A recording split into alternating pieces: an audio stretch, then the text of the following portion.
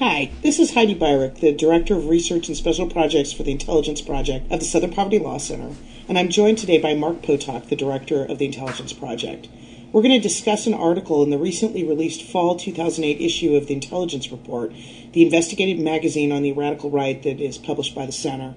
The story talks about the growth of a little-known black supremacist movement known as Hebrew Israelism. Mark, why don't you tell us what exactly Hebrew Israelism is? Basically, it is a sort of bizarre belief system based on the Bible that actually has its roots all the way back in the 19th century. And in the late 1800s, it came out of a movement called the Black Judaism movement. Essentially, what Hebrew Israelites, or what are often called Black Hebrew Israelites, believe is that they, African Americans, are the real descendants of the Hebrews of the Bible.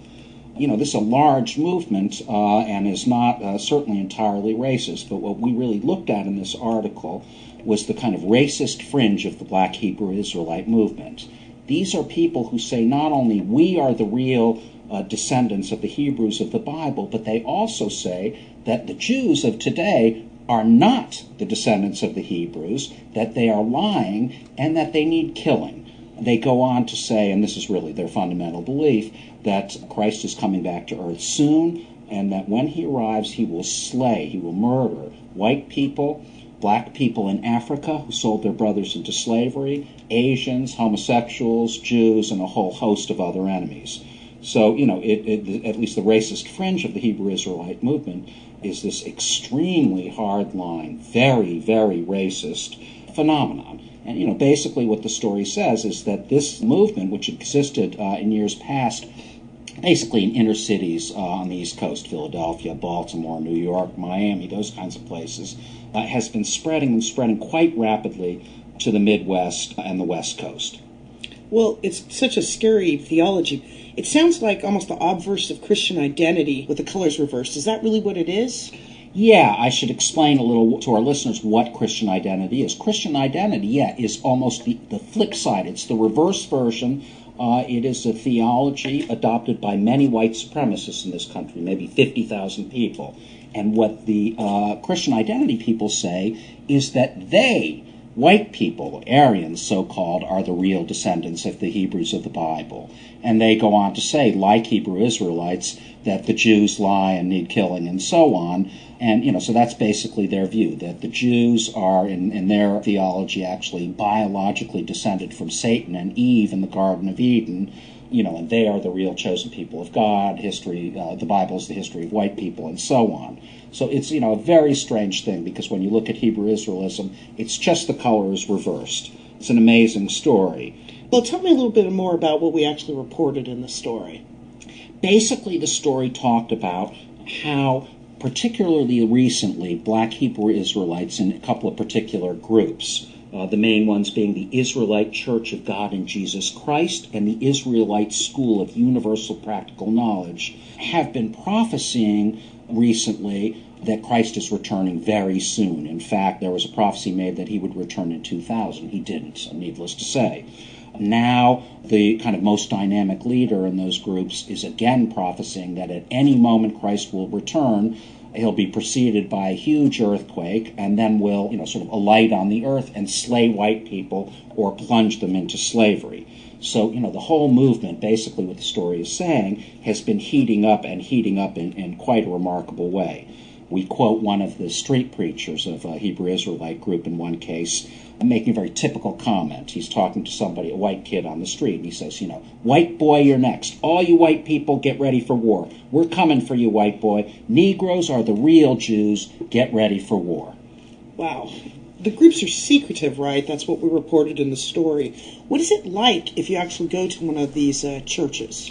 Well, our reporter actually went to a church in Baltimore. It was the Baltimore branch of the Israelite Church of God in Jesus Christ. And it was quite a scene, as a matter of fact. First of all, you're very much kind of in a very tough neighborhood, inner city neighborhood. And what you see is a kind of storefront with the windows blacked out. And standing in front of this storefront are these men, black men. The priests are dressed in white or white with a kind of red robe over the whites. In addition to these guys running around, they all have white headscarves on as well. there are a whole bunch of security men, and these are kind of tall, muscular-looking guys, skin-tight black outfits. They're wearing black pants, real tight black shirts, and some of them are actually armed, actually carrying weapons, knives, and in some cases guns. To get into that place was an amazing thing. Our reporter had to say a whole series of things he was queried on. Was he a spy from another group? Was he from the government? He had to give up all kinds of things like his wallet and his ID, his cell phone, and so on. So he really got grilled on the way in, and then ultimately made his way in, and I think found the whole experience frightening. Didn't he have to make some claims to have been pure before he got into the church? Yes, he did. And pure meant, A, in the last 24 hours you cannot have had sex, and B, very important, I guess, if you are a Hebrew Israelite, you cannot have eaten pork in the last 24 hours. So I think, this was quite an experience for him, actually getting through those doors. And when he actually got in, it was this very dark, long, narrow kind of sanctuary. And then somebody gets up and starts to preach. And essentially what the preaching was about was the power of the tribe of Judah, which in the view of Hebrew Israelites is the tribe that becomes African Americans. In other words, those are the Hebrews who become what we today call African Americans. And the preacher talks about how the tribe of Judah is powerful. In the past, they smashed 10,000 people by throwing them over a cliff. And, essentially this is what we're going to do today, too, or this is what God is going to do, or Christ, when he returns, is going to do for us in the very, very near future. Where all can these churches be found? I mean, they're in one part of the country, or they're all over the place? Yeah, well, as I mentioned earlier, they really were an East Coast phenomenon, and very much inner city, large city phenomenon. What's changed is that we are now seeing these churches appear in cities in all cases, but in cities in Florida, Maryland, Minnesota, Missouri, Nebraska, New Jersey, North Carolina, Pennsylvania, Oklahoma, and Oregon. There are even a few in California. So it's had really remarkable growth. It's very hard to say how many people are really involved in this movement. First of all, it's a very secretive movement, and certainly nobody is going to tell people like us what their membership is. I think the best estimates are we're talking about maybe 4,000 to 6,000 or 7,000 people.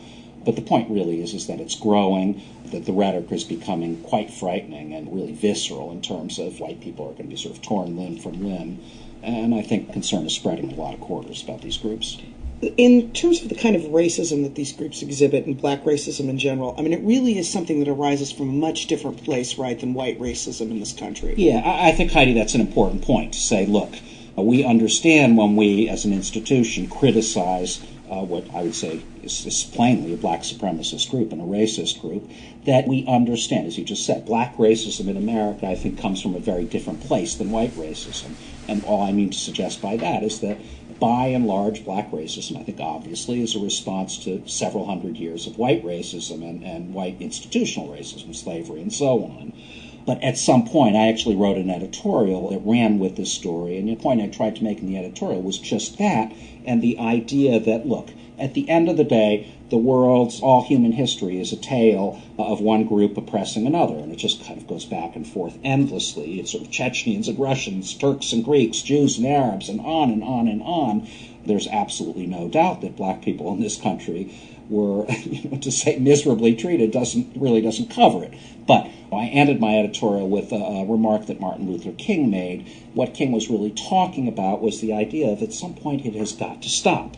What he actually said was, quote, violence begets violence, hate begets hate, and toughness begets a greater toughness. It is all a descending spiral, and the end is destruction for everybody. Along the way of life, somebody must have enough sense and morality to cut off the chain of hate. That's why I think we're completely justified in saying, look, this group, the theology of this group is appalling. It is undeniably racist, and it has the potential, I think, to incite real violence. Well, what is the danger posed by these groups? And I know that you already talked about how there had been this prophecy that had been missed. Oftentimes things like that tend to engender violence in groups.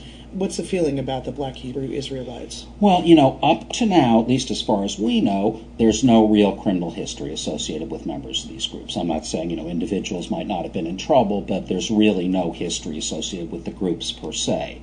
There were 3 people accused, 3 homosexual men in Atlanta a couple of years ago were beat up very badly in a club, and it told police that 3 Hebrew Israelites had attacked them, but that's not known. Those people were never apprehended. What absolutely is known, though, is that there was, in the 1980s, another Black Hebrew Israelite group with a somewhat dissimilar theology called the Nation of Yahweh. And this was an absolutely terrifying group. It was headed by a guy named Yahweh ben Yahweh. And ultimately, to make a very long story short, and perhaps we could talk about it a little more, the group was involved in the murder of 23 people around Miami in South Florida. And these are gruesome murders, right? I mean, Nation of Yahweh was scary. Incredible stuff. A lot of it was pure anti-white assassination. In other words, Yahweh ben Yahweh instructed his people to go out, kill white people, and in fact they were required to bring back, at least in many cases, the ears of their victims to show what they had done. But lest anyone think that this was a group that merely attacked white people, in fact they murdered a good many people who were black but who were considered to be traitors. In one case, they actually attacked in their so-called Temple of Love in Miami a man who was literally beheaded in front of a huge crowd, 100-plus people, with a rusty machete. So it was absolutely appalling stuff. And what's probably most important to note is that the group, we thought, had essentially disappeared. Yahweh ben Yahweh went off to prison in the 90s, was there for a very long time, and emerged, as I remember, just a couple of years ago. What happened was he was not allowed contact with the group, and he died not long after that. We wrote about this about a year ago. It's true that the group's still functioning, right? And this isn't just a bunch of sort of street folks, right? I mean, these are people with some serious money and some serious organization. Yeah, that's exactly right. I mean, what was remarkable, we had a reporter at the funeral of Yahweh and Yahweh, was the people who came, and there were hundreds and hundreds and hundreds of them, were essentially driving Lexuses and very fancy cars, were covered in expensive jewelry and fancy sort of iPhones and that whole kind of thing, and were just essentially very flush. We know also that in recent years, members of that group, the Nation of Yahweh, have held big conventions up in Canada, and they've just spent a fortune. For instance, in one case, just to reserve the rooms for one of their conventions, they just laid out in cash $200,000. So this is a little different than the two groups we were speaking about earlier, in that the Nation seems to be very wealthy. In the bad old days, when Yahweh ben Yahweh was alive, the Nation of Yahweh controlled a huge business empire. It's very unclear what they control now, basically because they're so secretive. I guess at the end of the day, what we can say about all of these groups is they all seem to be more and more apocalyptic. The Nation of Yahweh, for instance, very recently, last summer, gathered in Canada because they thought that Yahweh ben Yahweh was going to come back to earth, and similarly to what some of the other groups say, he's going to slay white people and make the world all right again.